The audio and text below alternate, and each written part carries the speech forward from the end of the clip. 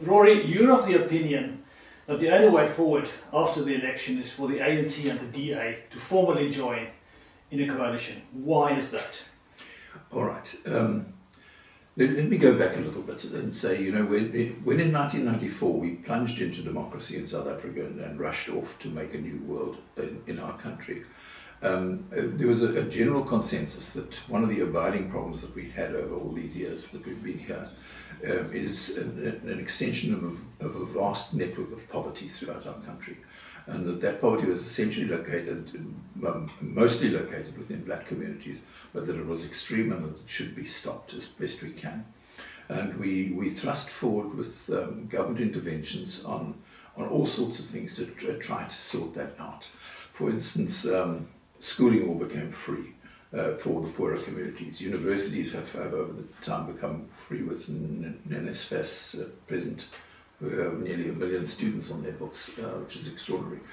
The housing program, we've delivered 4 million houses, all of which have been free, and titles have been passed on free. Healthcare is free. All municipalities are compelled now to provide a package of municipal services to people who can't afford them, and that's free also.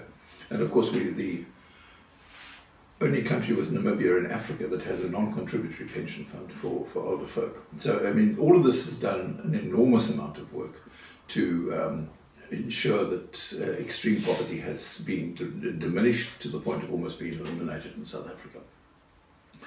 But we have a challenge that has emerged over the 30 years since democracy that is an extreme challenge and is causing this whole edifice to become very threatened. And that is that, in 1994, we became a democracy that there were 43 million South Africans, and there are now 60. We've embarked upon an enormous population growth, population expansion over that time. 40%, we've increased our population 40% in 30 years, which is dramatic. It's really, even as the world goes, that's high. Since 1994, we've added 3.5 times today's population of New Zealand to South Africa's 1994 population to get to where we are now. And we're trying to build this welfare state delivered to that community. The challenge that this faces is that welfare states aren't really well designed for fast-growing communities, because fast-growing communities are inevitably large numbers of young people.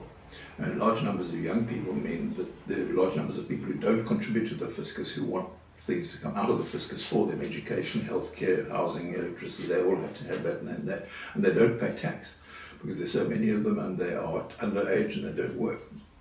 So we have developed a welfare state, which is, I think, a very admirable model, and it was on agreement of all parties. Everybody can take credit for this. Nobody held back in wanting to eliminate poverty through this process. But the problem is the numbers are now getting to the point where this thing is breaking. That means we have two options essentially. Firstly, we can let the welfare dream fade away and accept that there are going to be great pools of extreme poverty developing in our society again, and in larger numbers. And I don't think anybody wants that. And the other thing that it's agreed throughout our body politic, is that we have to go for economic growth that is going to create the sorts of jobs that take people out of poverty. Traditionally, the countries that in the last 50 or so years who have reached out of poverty and come out of poverty to do very well, countries like Japan and Korea and of course China, they've all done it on the back of the fact that they have created enormous export manufacturing industries. They've sold more things into the world than they ever did before, and more things than they buy from the world. And if you do that process, of course, you become wealthy. If you are making dolls in your home and you sell more dolls out there than you buy material, and you're going to start making money out of this process. And those countries have all got rich about the fact that they've got manufacturing industry going, and they've sold manufactured goods all over the world at whatever price they can get for it, but it's been sufficient to make sure that their economies have grown and their people have done extraordinarily well. China has taken something like 400 million Chinese people out of extreme poverty in 40 years, which is the greatest achievement in the human species' history in this one. But the problem is, South Africa now enters this world late. And in truth, China now dominates and holds that whole world together. They are the guys who export, they are the guys who manufacture unbelievably cheaply, and they put it out into the world in ways that we have to compete with if we're going to try to do this now. So what do we do? The first thing we have to do is we have to admit this is a huge problem. And if there are huge problems, it's best that we all stick together and focus on the problem and try and solve that problem, as opposed to all bickering with ourselves as to how we should move forward into this world. But we have, in the period since democracy, we have created jobs in South Africa. I know there's a feeling out there that we've lost jobs. That's not correct at all. There are 8.8 million South Africans in formal employment in 1994. There are now 15.8. We've added 7 million formal jobs over that period, but it just hasn't kept up with our population increase. And it's and the real threat of this all is the whole economy is becoming very, very threatened by this process. All right, so what do we do? As I say, we acknowledge it's a problem and we get together and work out how to try and solve it. That's the obvious way to do it. But our politics is now so adversarial and so designed around bickering and fighting and insulting each other and telling the world that party can't do anything right and all they do is steal, and this party is no good because they're just white folk who push apartheid onto black folk. That's what we're doing. May I interrupt? Yeah. That is the classic Westminster system. Yes. That we have inherited. Yes. In Parliament, we still have Westminster. Hmm. Are you saying that's a problem? I think we've got to learn to tone it down in a way that, there were times, years, I think it was at Westminster and the United States are now beginning to get into this highly adversarial world also, whereas previously those parliaments worked together. The idea of a parliament is that a member of parliament will come to the parliament and you'll have an idea about an issue and you'll get an opportunity to put that idea in front of parliament. And ideally, the parliamentary people listen and they say, there's something in this, let's see what we can do with that idea. Even if he comes from the other side of the hall, that's the point of a parliament.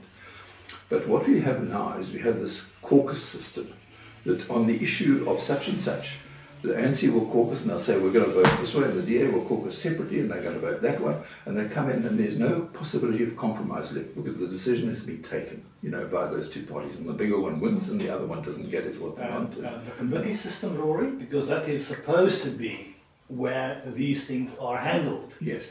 And the committee system did work quite well under Mandela. Yes. It works well in local government also, but committees don't make decisions. The big decisions are all made in the parliament, and that's where the other the people on the committee become a very diluted force in this whole process of decision making. So we've got this system now where you go into a parliament, and let me start with looking at local government. And I think we all know that local government in the major metropoles, I'll just talk about Joburg, I'll talk about Tshwane, and I'll talk about Nelson Mandela, the one we know well because we live within it. Those three parliaments councils are run by coalitions, and they're unbelievably unstable. And all three of them, who's going to be running this thing on Monday is not sure on Friday. Let's just look at the figures. I mean, in Johannesburg, 46% of the councillors are ANC and 36% are DA. Now, that means, of course, that none of them can get what they want. They've got to do deals with smaller parties or whatever. But if you could imagine a situation where the ANC and the DA voted together, 88% of that council, 82% of that council would be voting in a particular direction. In Tshwane, it is 35% ANC and 32% DA. Again, it would be 67% if they came together. In Nelson Mandela, it's 40-40. It would be 80%.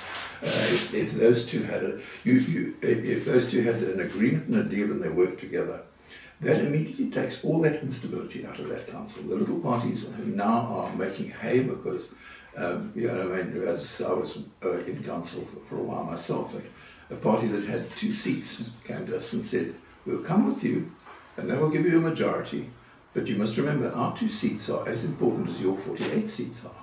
Because you can't do it without us, and we can't do it without you. So there's nothing you can do but to give us what we want, and what we want is the following thing: boom, boom, boom, boom. And that is, you can't be governed by people who have almost no voters behind them. It's just not the way democracy is meant to work. It isn't an arrangement at all. Essentially, in South Africa, there are three big parties, as we all know: the ANC, the DA, and the EFF. And they're big in different sizes. The EFF, well, I'll talk for a minute about that. Let me talk for a minute about that now, because I've had experience of working with them to a certain degree in council. And they're excellent young people. They're very bright and they're very capable of, they could make great councillors, but they're always distracted from their council work by their party duties. They're forever running around doing what Julius wants them to do. They go for a week because there's a by-election in the Transkei, and all of the caucus members have to go to the Transkei at their own cost and stay there at their own cost for a week and try and win that by-election. And so they're just not here. My experience of them is that they have enormous potential, but they can't utilize that potential because of their impossible arrangements in their party. And the other thing about them is the fact that you can come to a deal with them about the budget or whatever, and everything is absolutely fine. But the day of the budget, Julius will phone somebody, and that's the end of that deal. He'll just change his mind, and it's a total autocracy. When Julius says you do this, they do that. Despite the fact that previously completely agreed on doing something else, it just has to change, because otherwise they're all history, they're all toast. But does that mean, in other words, that the idea of an ANC-EFF coalition is not going to work? I think that, I don't think you can work with the EFF, to be honest with you. I think the DA tried, you'll remember, they got a couple of Joburg and a couple of councils, and they worked out really rapidly. They couldn't control this monster. Now, they are so removed from the EFF that that was impossible, so they didn't have a hope, and they learned their lesson, and they said, no, we're not working with those guys, full stop.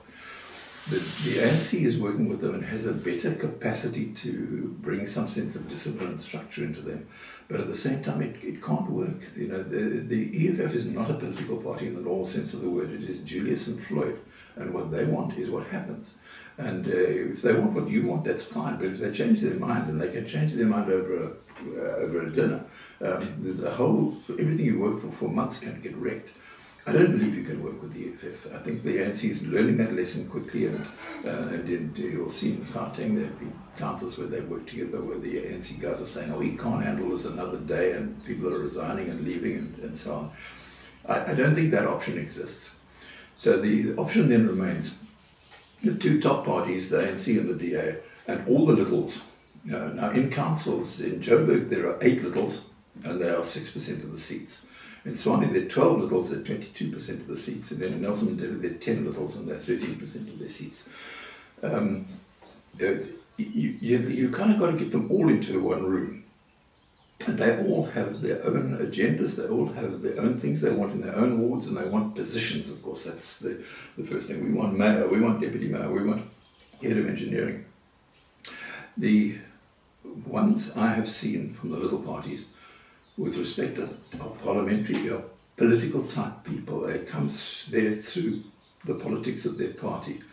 There are no engineers, there are no economists, there are no trained, highly competent people of the sort that you need on council. They come through a political process and they're political people, which is unfortunately where politics is going right now. But it's not appropriate. We need a situation where a different type of council can be delivered through this process to the councils. Well, that's the councils I've spoken about briefly. We'll come to the conclusions afterwards. Let's now look at South Africa in general, because that's the issue on everybody's mind now, because we're literally less than a month away from big times. We are, and that's exactly where I just want to get back to the actual question. So, okay, now you've sketched, and this is a lovely summary, but now we have to say to, basically, I'm tongue in the cheek saying that we now need to go and dance and say, Amandla, we want the DA and the ANC to cooperate. How do we sell that to the voters? I'm saying this tongue in the cheek now, but let's say you and I now decide we're not forming a party, but we're forming a coalition on their behalf. How do we sell that to the general voter out there? You've come straight to the heart of the problem. Something I hoped to handle right at the end. Okay. No, but it's right that we do this. The truth of the matter is that the ANC people are are so poisoned about the DAs being the people of apartheid, and the DA people are so poisoned about the ANC being a bunch of thieves, crooks and rubbishers that deal is going to be incredibly difficult to pull together. But may I just at this point say, I think the important thing is they are the two biggest parties, and you've just mentioned why that is important. Also, despite everything that they are shouting at each other, they are two centrist parties. Yes. Actually, there's very little to choose between the policies of the DA and the policies of the ANC. Am I correct? You're spot on, absolutely. This is not sort of socialism versus capitalism. These are centre-right parties in every sense of the word. And the other thing about them that they never acknowledge, but it is the truth, and that is that essentially they eat off different tables. The DA has got overwhelming support in the white community and dominant support in the coloured community and very little else. The ANC has dominant support in the African community and very little else. So, they're not even fighting the same trenches. Essentially, in coming together, they could weld together those great population movements, and it could be so easy to do. But to again talk quickly about the National Front, I have learnt over time, and I was in the centre of a lot of this in Nelson Mandela Bay, as to working out what the opinion polls say and what is actually going to happen and what follows one from the other. I learnt over this period to have respect for Ipsos, the Ipsos polling people. They are a Belgian company and they don't have any access to ground, and they do very, very large surveys and they do them very professionally. A lot of the other opinion survey people seem to be either their samples are very skewed in terms of the DA, or they're kind of doing the DA's publicity work for them for whatever reason they feel is the case. But they overstate the DA's options, understate the EFF, and lead people into believing things that are likely to happen that really just don't happen. I learnt at my personal cost about Ipsos also, because they came up when an election I was part of, and they came up with what was going to happen in Nelson Mandela Bay, and I was absolutely adamantly convinced they were wrong. And after the election, I worked out they were right. So they've taught me a bit of humility, and they've taught me to respect what they do. Now, Ipsos, as you know, have just come out with a survey in South Africa, and on the national level, they're talking about the ANC being just over 40%, the DA being 22%. Which is 62% again. It's against a solid majority. You can govern through that process very nicely. You haven't got your full 2/3, so if you want to change the constitution, you've still got to do other deals, which is important and valuable. It is important. But they have the structure to govern in an uninterrupted and flowing way. Now, the interesting thing what came out of this Ipsos survey is that the EFF are down to 11.5% there, and the MK party are at 8.4%. And it would appear from that the MK party have actually eaten into the EFF's following more than anybody else's. The ANC was at 40% the last time they did it also. So what we're saying there is, and I'll probably get myself into trouble here, that between the EFF and the MK, they are parties of no principle. They are parties of pragmatic stuff. They're just there to prosper themselves over today and see what happens. They don't have green issues, they don't have socialist issues, they just cut whatever deal they'll cut to their own personal benefit at the time. And I can see them very easily working together, to be honest with you. I think there'll be a lot of personality challenges and all the rest of it, and who's going to be the boss and all the rest of it, all of those things will be challenges, but they're a natural fit. And so that gives them 20%. I'm going to challenge you on one small point now, because I think the listeners are sitting here saying, but Rory, hang on a second, it's not as if the ANC is completely squeaky clean. I mean, there are lots of people in the troughs eating. Yeah. What do you say to that? Because I think that we are both quite fairly pale. Yeah. And a typical white listener, let's call it by the name, yes. would say to you, Rory, but you now want us to work with the ANC, and how do you see them different from those two parties that you've just said have no principles? Please explain that to me, because I think that's important for a normal listener to just listen to. Having seen how this process developed, the truth of the matter is that we have been at the end product of an appalling amount of skullduggery and corruption. There's no doubt about that. Massive amounts of government money have gone left, right and centre, and the process of acquiring it has been sort of crooked business and working with crooked politicians politicians who are advised by crooked advisors, and I mean the whole thing has just been a horrifying mess. But remember a couple of things here also. Number one is that the ANC commissioned this under inquiry. And, I was in the ANC as a councillor at one stage during this process. And, I could see that this was developing into a devastating critique of the ANC and how it's governed. And how they were going to recover from this one was not clearly obvious. And I wasn't the only person who saw it like that. Now, coming out of the Free State, we won't mention names, but you will call you have a memory who was the Secretary General, was this very clear movement, we've got to stop this thing. This thing's gone too far, it's going to cause it chaos. And Cyril just said, no, we've started this thing, it's the right thing to do, we're going to finish it. And they finished it to devastating consequences to the ANC. I mean, Zonder's report is really a catalogue of horror. It makes you both furious and utterly depressed simultaneously. But Cyril made sure that happened. And the prosecutions are now happening that follow from it. They're very slow, but you've seen how our legal system operates. It's not a quick and easy one. And I see Mr. Trump is working out how to, he's maybe taking lessons from South Africa. Well, Trump and Zuma basically are leading the charge on that one. But yes, anyway, they deserve each other, quite honestly. Yes. Yeah. And that's beginning to happen. So the one thing about South African corruption that is different from corruption in many other places is the fact that it is being exposed by the government that did it. And the people who were caught up in this process are now being caught and charged, and their reputations are being sullied and they're being removed from public office slowly and carefully. Cyril knew when he took this job on that if you stand up and shout, you get shot. So you keep your head down and you slowly get things to happen, and you do it right through the processes so that nobody can blame it on you and take you out, because the ANC is very good at that. When I became a councillor again with Danny, and Danny asked me to join him. That's Danny. I joined him, and I said, Danny, you're going to get into this mess. It's not very attractive, I must tell you. And he and I agreed that he was going to clean out this municipality as best he could, and that we would expect it to last a year, because in the ANC if you start busting corruption, you get about a year. In those days you got about a year to do this, and then some faction rises up somewhere and you're gone,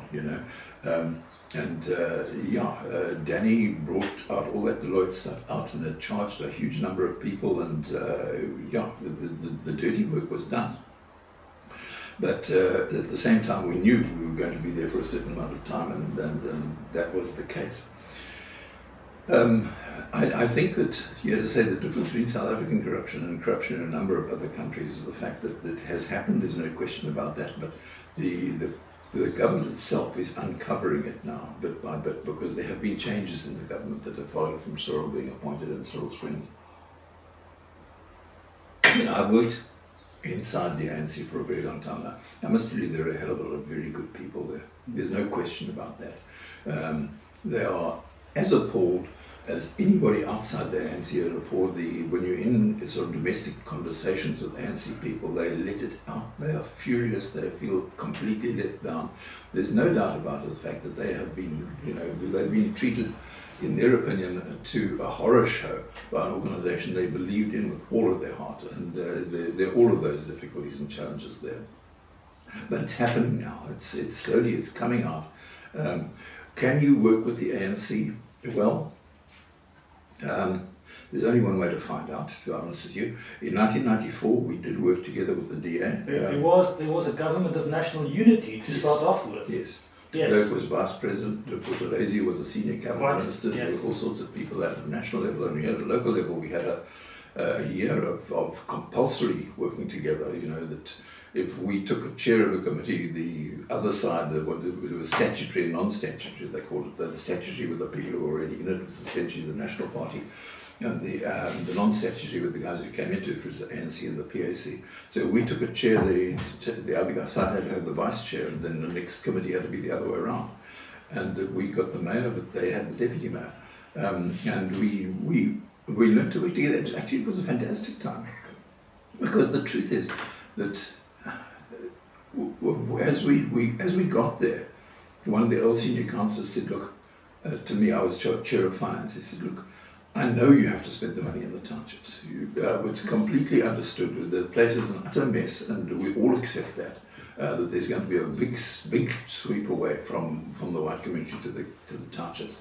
But please leave us with something, so that we can at least make a traffic light here and there and a few things like that, so we can go back to our voters and say we have done something to the best of our ability. And so we created a constituency allowances for all the constituencies, and everybody got an allowance, which they could nominate for a traffic light or for this, and they had to go through the normal council processes, but essentially it was the money that they could spend in their wards. And it worked like crazy. We worked really well for that year, and we got an enormous number of things going on. And you must remember, we inherited townships where 72% of the houses had no electricity, and it's sort of similar now, didn't have water on their sites, and all of that we turned around, and with the help and the determined involvement of both the National Party and the DA at the time. They were clearly with us on that whole process.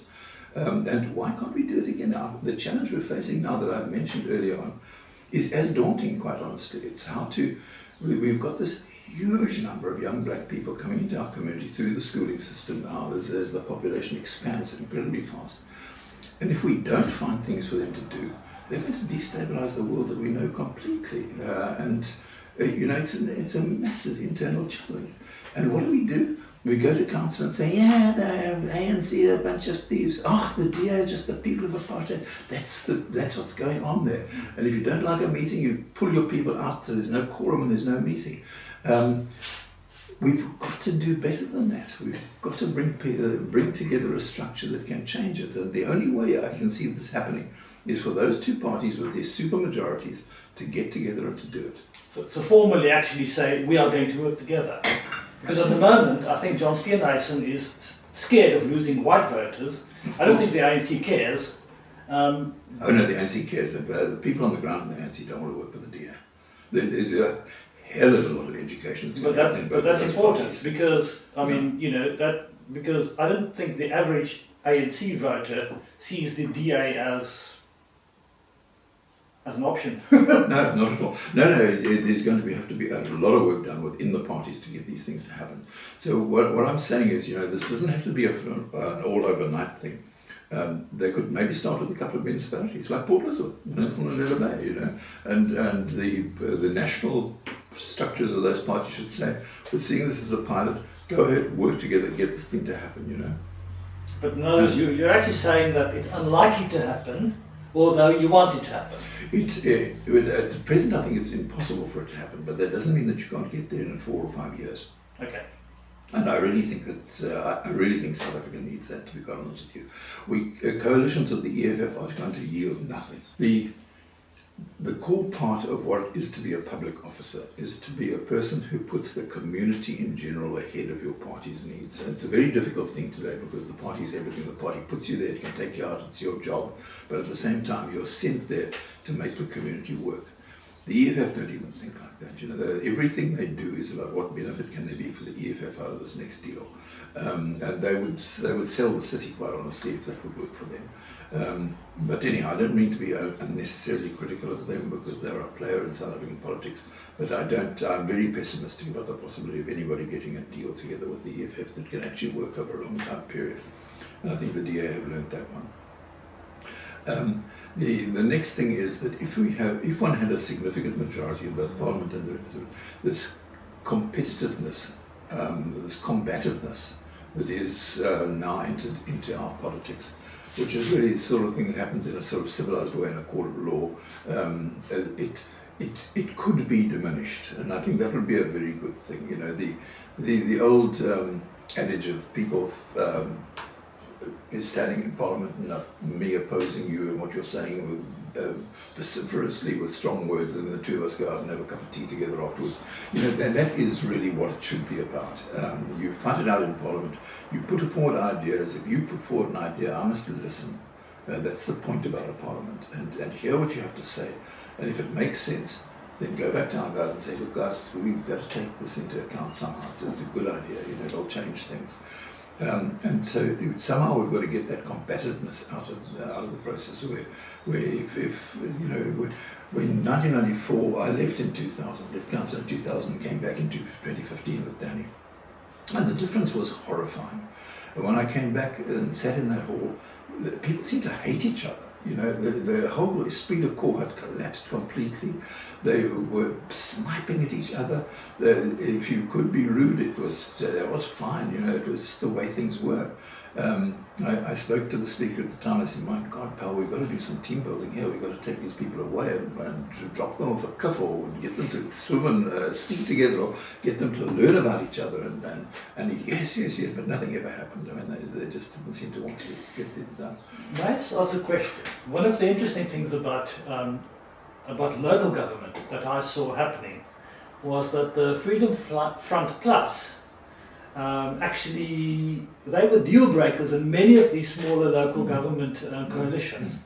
I mean, I don't think they're going to get the numbers to formally, you know, join the ANC in a coalition, but unless they actually once again clobber together a whole lot of people. What do you think of that? Do you think that might work? The Freedom Front guys were never in council when I was in council, but my experience of them after that is that they're excellent guys. They're committed people. They think about things seriously, and they really want to make a difference. But they have stapled themselves to the DA. You know, they in fact they might as well be the DA. They're going to face the problem that you'll find in all coalition governments, and that is that when you staple yourself to a big party, when it comes to the next election, the voters say, "But well, I'll vote for that little party when the big party," and they're doing the same thing, and the big party's got a better chance of getting power, so I'll vote for the big party. They kind of, all the suggestion is that they're stuck at about 2%, which, what is that, gives them 8 members of parliament, and maybe they would have one councillor here, which I think is what they've got now. No, they've got 2 now. I think that they showed, you know, there was that period, they eat off the DA, the 2 eat off the same table. They showed that, you remember there was that controversy, series of controversies in the DA where there was a teacher who got herself into trouble in some school, and she was a Schweizeriniker, and she'd apparently made the black kids and the white kids sit in different places in the class, and it was all exaggerated. Apparently it wasn't true at all. And the DA backed her, and then Musi came in and did the opposite, and there was lots of tension there. And I think that gave the Freedom Front a spurt forward, you know, that white people, the DA isn't looking after white people like they should. But I think that that's fallen behind now. No, I don't think that's the case. I don't think that they're going to make an impression on the electorate. They hit above their weight in terms of the quality of their people, but the numbers won't be there for them. But okay, so quality of people are important. I have to say that, you know, it is true that the Freedom Front Plus have some really quality people, but can we say the same, for instance, about people voting for the other parties? No, not at all. The quality of, generally, I don't think that there's, as I say, I don't think there's an economist in that hall, 120 people in Port Elizabeth, and I don't think there is an engineer in the hall either. You know, when you think about how important water and on a national level, when you start talking about I don't think you'll find engineers in this parliament. Maybe there's 1 or 2, you know, out of 400. It doesn't mean to sound critical, but I mean, John Steenhuisen is a typical example. I mean, he is a guy who's got matric and no further. He's never really done anything except work within the party structure, and that's what's tending to happen these days. That's what many of the other parties. I know, every party, quite honestly. It's the professional people within the system know how to manipulate the system, so they know how to make progress in it. The DA pride themselves on the fact that they advertise and people respond, and they bring 1 or 2 new people in every year that makes it look sparkling and shiny and lacquer. But it's very complicated, because being caught up in the parliamentary or the municipal process is an unbelievably demanding thing, in the sense that there's meeting after meeting after meeting, and caucus meeting after caucus meeting after caucus meeting, and you can go mad in them, you know. And so highly competent and intelligent people don't want to last there for long. They've got better things to do. It's challenging. Rory, we now have a system where we're going to have 3 votes for the national, this coming elections. The one is obviously where we vote for somebody in our province. Yes. The second one is where we vote for somebody in our region who's actually like an old MP in the previous years of apartheid, except that those were for white people, obviously. And then we have this weird tricameral parliament that, well, whatever, let's not talk about that. And then, of course, we have the national vote. So your first one is simply just, it's a vote for the provincial parliament. It's provincial, and that is purely you're voting for a party, and the party will you count all the votes, and in the end it's a percentage. Yeah. The one vote for national is also, it's the same thing. You vote, and 200 seats of our 400 seats parliament will yeah. be comprised by the first vote, Yes. which you vote just for the party, and if Izak's party gets half of the votes, they'll get 100 of those 200 seats. Yes. That's it. But now there's this interesting The thing middle where, one, yeah. where we suddenly have, for the first time since democracy, we are voting again supposedly for people. Yeah. And let's get back to quality of people, because what could potentially happen is that somebody could say, well, I'm going to vote for Party X in the national, I'm going to vote for Party Y in provincial, but I'm going to vote for somebody whom I trust, who belongs to a completely different party. Or, of course, if it's somebody like Zaki Ahmad will say, which we can't vote for here in the Eastern Cape, but exactly for that region, you can vote for an independent. Yeah. In your eyes, is that going to make a difference to the political spectrum or not at all? It's just one of those things we've got to wait and see. This was the end product of that Constitutional Court decision that said you guys have got to take into account the fact that individuals can stand for Parliament. They must be allowed to stand. You must make a formula that works for that. And so they've created this third vote. I do believe, I don't think I'm wrong, that the options of voting for all the political parties are still there. You can still vote for the ANC in the middle vote, and then the ANC will comprise its list, it will fill out those 200 seats of the National Parliament. But you can also vote for Izak. He's got 15,000 signatures, he's come through the SIP and he's there. You can vote for him, and if he gets enough votes there, he will end up in Parliament. But I think it's, it's a tough call, to fight up against the ANC or the DA when you're one little individual is a formidable challenge, but hopefully it will lead to some diversity. But we've never had a problem with diversity. Our constitution has been, or the way we've constructed our parliaments, the formulas have been very kind to the little parties. I mean, as I say, in I think there are nearly 30 there are 8 little parties in Joburg, there's 12 in Tshwane, and there are 10 in Port Elizabeth. Many of whom have just got one representative because they got a fraction of a percent of the vote and all the rest of it. If one listens to parliamentary debates, which I, for myself, sometimes do, you hear, shame indeed, you hear Al Jamar's voice. Yeah. I mean, I for the life of me can't tell you. I'm sorry, I apologise, but I actually don't know exactly. I know, that they are there, and they're kind of a Muslim party as far as I know. But the point is just that they have a voice, and it's a tiny party, but they have a voice. And that's this merger that you are suggesting between the ANC and the ANC. The ANC and the DA. This not merger. I apologise. No, I apologise. My wrong term. The coalition. Is that not actually just going to diminish the smaller parties again? The thing that's diminished the smaller parties' effectiveness is the caucus. Which was introduced to South African politics, by the way, by a guy by the name of Cecil John Rhodes in the Cape Parliament many, many years ago, where he took his guys out and they said, we're all going to vote together in this following way. Whereas previously, like in Britain, I mean, you see the vote in British Parliament is very often all over the place. That 40 people from the Conservative Party will not go with the party line because it's not what they want, but it doesn't happen here. You go with your party line or you're going to lose your job because the party puts you there. But of course, if they're individual members there, they can do what they like, and they can bring up all sorts of new ideas and new suggestions. I think it's going to be a very interesting period after this election, not only because the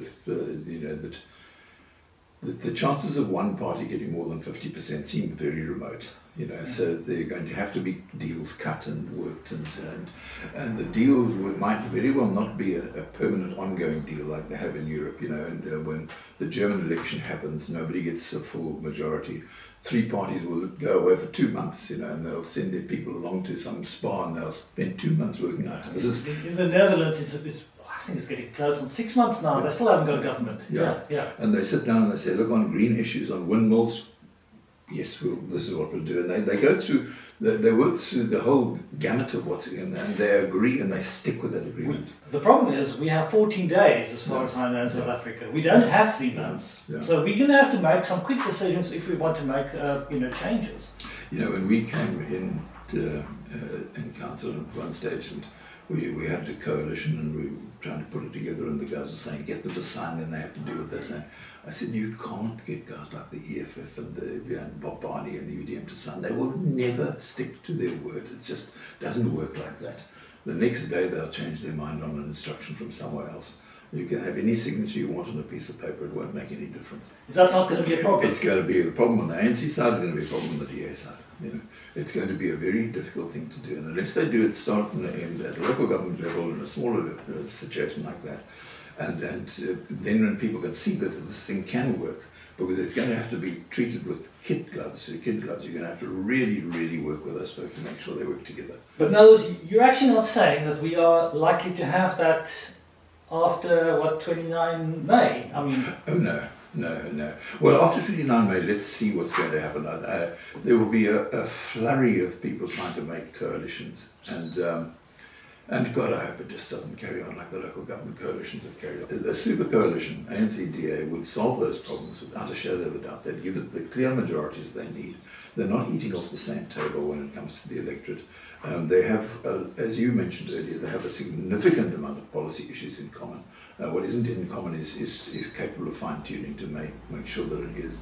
And I think that it would be just extremely good for South Africa to get to a deal that is so supercharged. The truth is the ANC knows how to legislate. It's legislated very well. We have a great constitution. Our laws are fine. There's no big drama there. And the DA does seem to have an ability to govern well.